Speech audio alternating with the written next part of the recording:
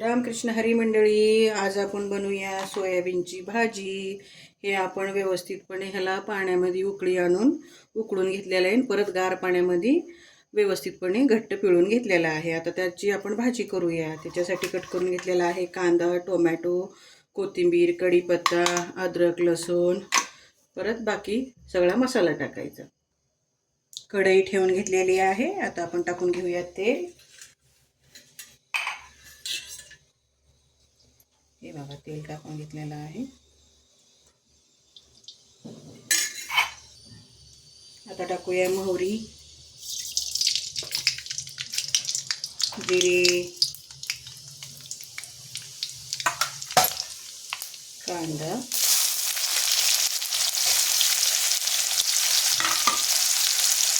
कढीपत्ता,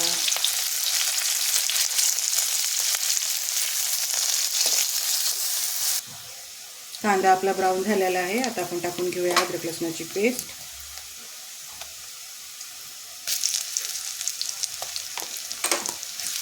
ह्याला आपण छानपैकी फ्राय करून घेऊया।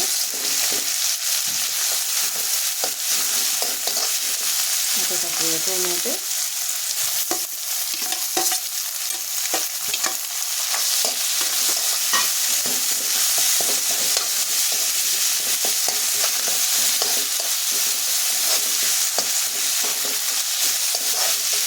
कोथिंबीर टाकून घेऊया थोडीशी।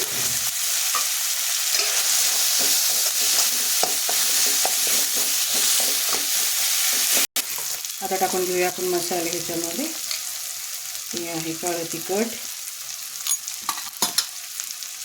हळद, गरम मसाला, थोडंसं लाल तिखट।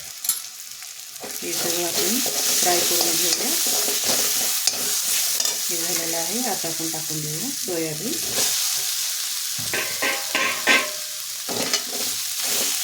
शेवटमध्ये टाकूया मीठ। आता याला आपण थोडंसं गरम पाणी टाकून एक 10 मिनिटं कमी गॅसवरती वाफवून घेऊया। हे घ्या मीठ।